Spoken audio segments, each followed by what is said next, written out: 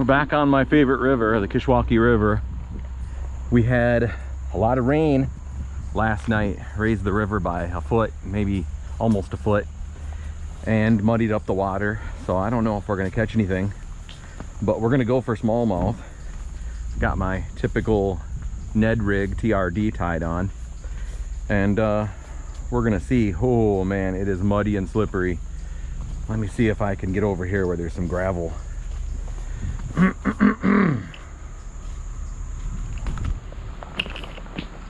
All right, I made it.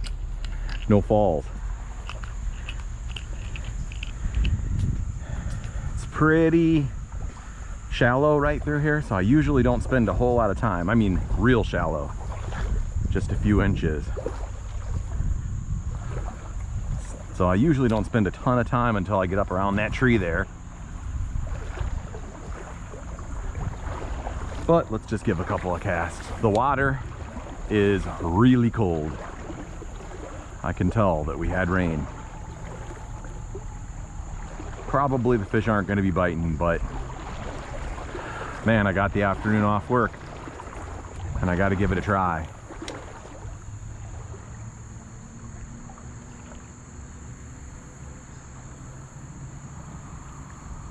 Tell you one thing, it's much more swift than the last time I was out here. It's a good thing I'm not trying to fish with my ultralight. Like I said, I don't know if we're gonna have any success today after all that rain last night.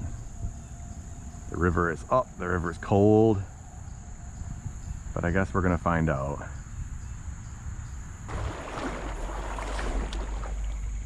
I'm fishing with a pretty dark TRD worm. I think that's like a dark crawfish color, colorblind, so that's about the closest I'm gonna come to saying what color that is. But the reason I'm fishing with such a dark color is that the water is so muddied up, and I'm trying to give them a nice dark profile to see.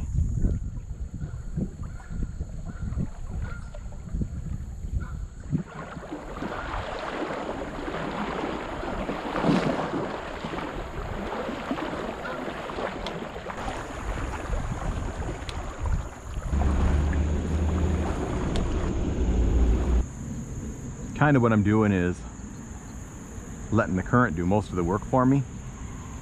So watching my line, letting this jig bounce right down the bottom with the current. Now if my line stops, or if it starts moving at a different rate than the current is moving, that's when you know that a fish has picked it up. So it is very, very important to keep an eye on where your line goes into the water.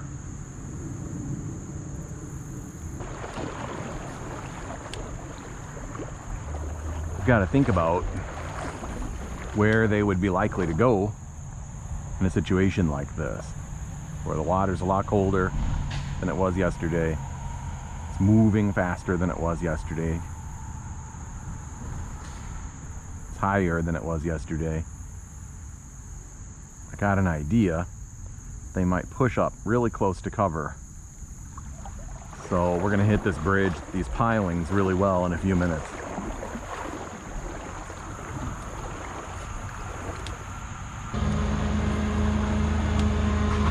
Let's fish around this piling here.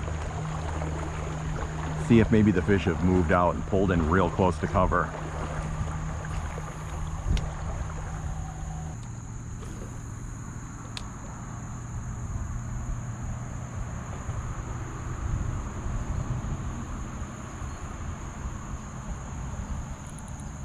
There's one. There we go. Right on that piling.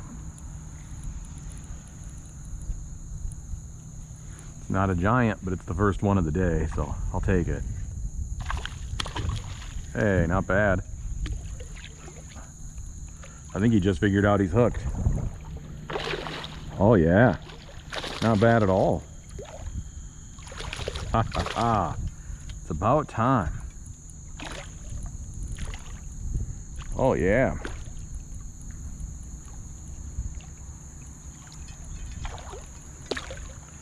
Gonna let him wear himself out just a minute, because I don't have a net. Gonna have to lip him. Okay, here we go. He should be wore out enough. I should be able to lip him. Just give me a second. I'll have him in view. There we go. Not bad. Probably 14 to 15 inches, somewhere in that area.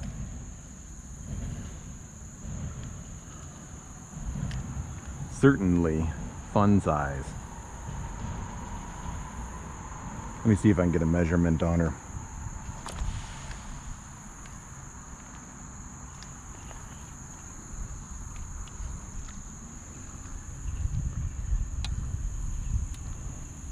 Let's see.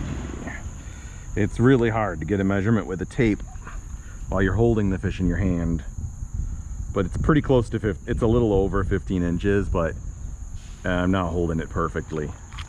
So she's pretty. Thank you very much, lady. There she goes.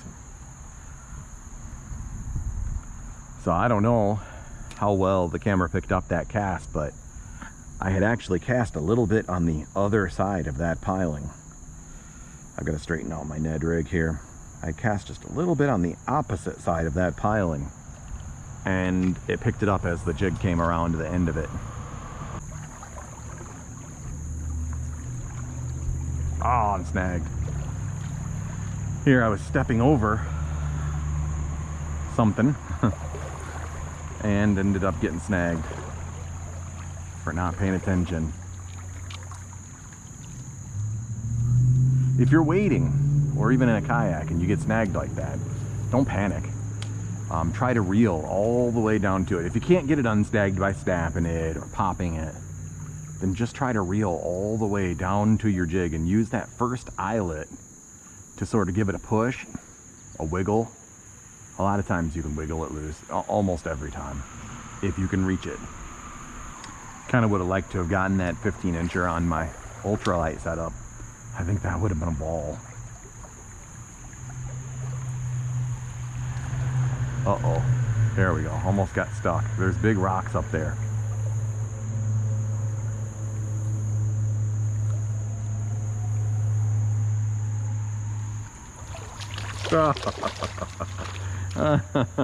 That's a pretty good sized rock bass. You see that?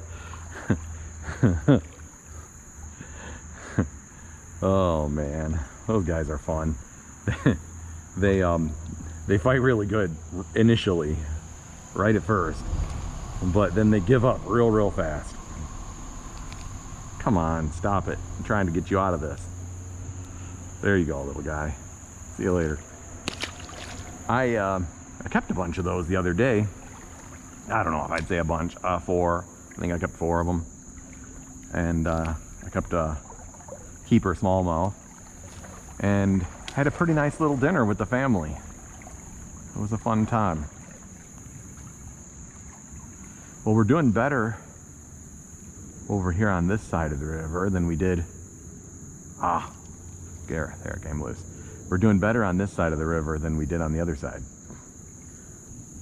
All right, I'm gonna cast up real close to shore, but I'm asking for it because it's really rocky and shallow. So I'm just gonna kind of pop it and bump it and keep it moving along.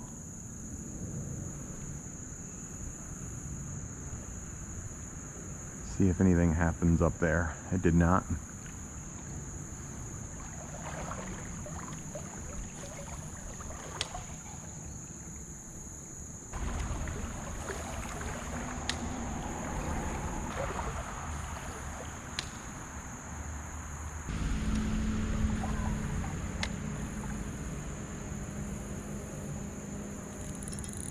Ah, another rock. Ah, that time I really thought I had something. Darn, I don't really like walking through this spot right here because this is a really productive spot in a lot of days. And here I am trudging through it. Come on, get off of there. There it goes. Oh, there's a fish. I like when that happens. I popped it loose from that snag and a fish picked it up. That's funny. All right. It's not a very big one. Maybe 10 inches. But it turned a snag into a catch. And that's fun.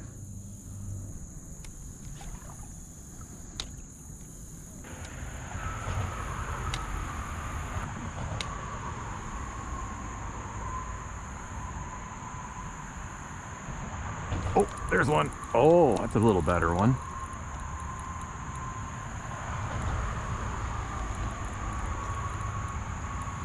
Like I said, it's a little better one. I don't think it's a giant unless he's just swimming with the current at me.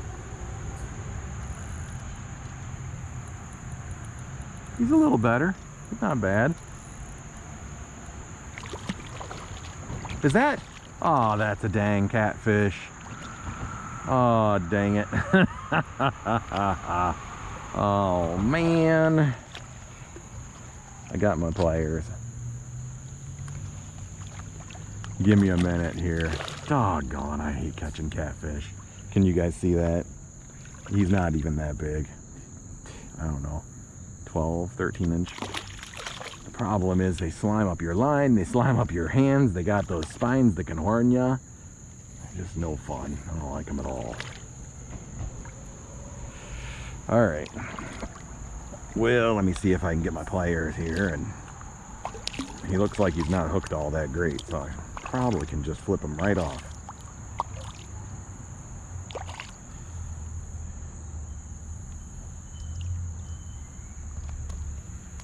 Oh, no, you don't.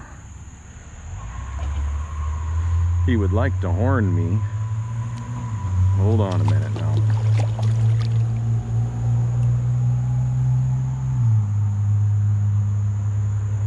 There we go. Get a firm hold on him. That way I've got control. There we go. All right, see you later, little buddy. Sneaky snake. All right.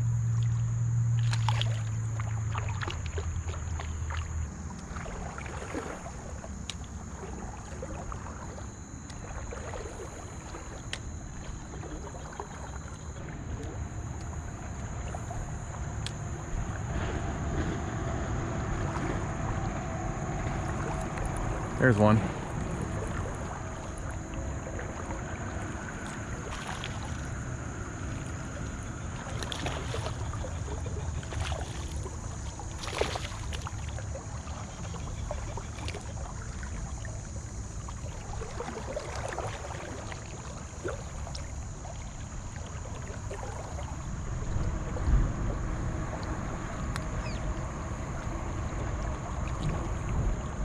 All right, maybe, I don't know, 12, no, 10, maybe 10 inches.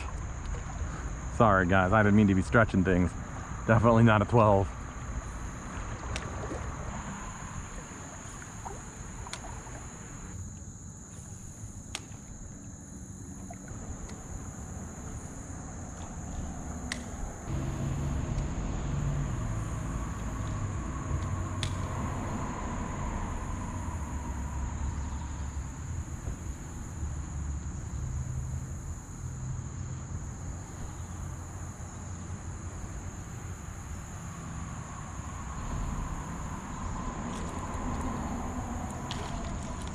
There we go. Is that a rock bass? No, it's a smallmouth. It's just not a very big one.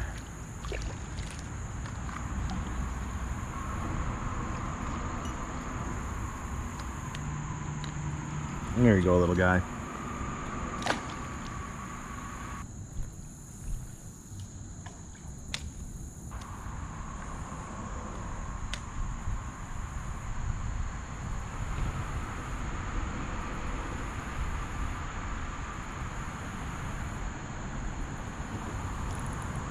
Ah, oh, well, I laid into that snag.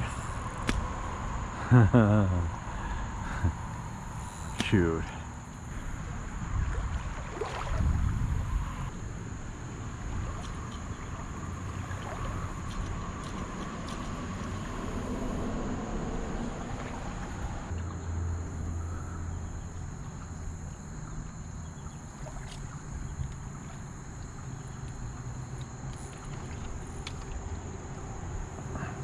Hey, check out what I got, guys.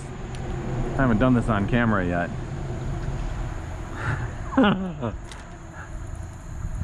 Clam-a-lam, clam-a-lam-a-ding-dong.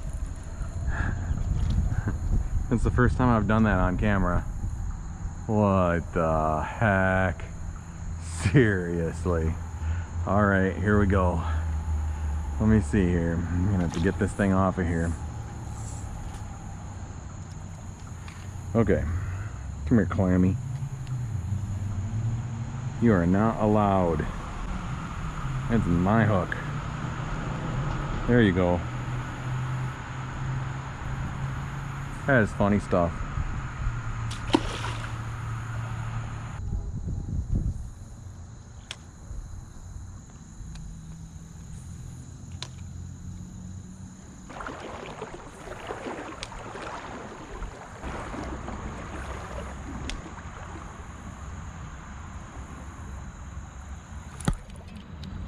Doggone it.